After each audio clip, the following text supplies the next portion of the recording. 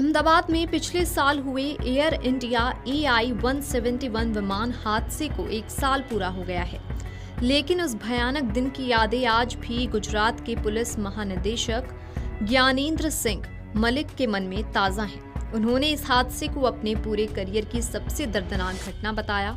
उन्होंने कहा कि दुर्घटना के बाद जले हुए शवों को मलबे से निकालने का दृश्य बेहद हृदय विदारक था। हालांकि इस भीषण त्रासदी के बीच राहत और बचाव कार्यों में शामिल सभी एजेंसियों ने जिस तेजी और समन्वय के साथ काम किया, वो भी अपने आप में एक मिसाल था।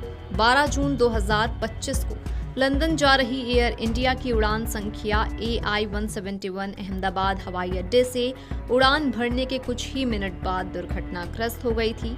इस हादसे में विमान में सवार 241 यात्रियों और चालक दल के सदस्यों सहित कुल 260 लोगों की मौत हो गई थी। इसके अलावा आसपास के एक चिकित्सा संस्थान में मौजूद 19 अन्य लोगों की भी जान चली गई थी। हालांकि चमत्कारिक रूप से एक यात्री की जान बच गई थी। उस समय अहमदाबाद के पुलिस आयुक्त रहे मलिक ने बताया कि हादसे के महज 2 मिनट बाद उन्हें कंट्रोल रूम से दुर्घटना की सूचना मिली थी। सूचना मिलते ही वो तुरंत घटनास्थल के लिए रवाना हो गए और दोपहर 2 बजे से पहले ही मौके पर पहुंच गए। तब तक पुलिस, फायर ब्रिगेड और बाकी आपातकालीन सेवाओं की टीमें वहां पहुंच चुकी थीं और राहत कार्य शुरू कर चुकी थी। उन्होंने बताया कि दुर्घटना के सिर्फ 30 मिनट के अंदर 500 से ज्यादा पुलिसकर्मियों को तैनात कर दिया गया था। फायर ब्रिगेड और एम्बुलेंस के लिए ग्रीन कॉरिडोर बनाए गए, यातायात को दूसरी ओर मोड़ा गया और पूरे इलाके की सुरक्षा कड़ी कर दी गई। ज्ञानेंद्र सिंह मलिक के अनुसार प्रशासन की सबसे बड़ी प्राथमिकता मृतकों के परिजनों को जल्द से जल्द सही पहचान वाले शव सौंपना था।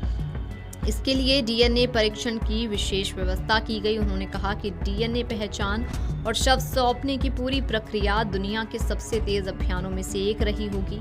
उन्होंने बताया कि हादसा दोपहर 1:41 पर हुआ था और उसी दिन रात 8:30 तक 51 परिजनों के डीएनए नमूने अहमदाबाद की लैब में जमा कर दिए गए थे।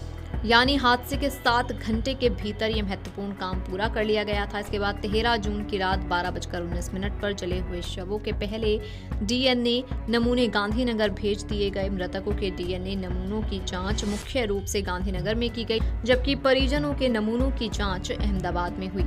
डीजीपी ने बताया कि डीएनए जांच के बिना पहचाने गए पहले शव को 13 जून की सुबह 8:30 पर परिजनों को सौंप दिया गया था।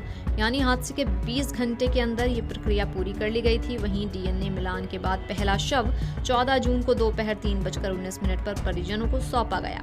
ये हादसे के 50 घंटे से भी कम समय में संभव हो पाया था।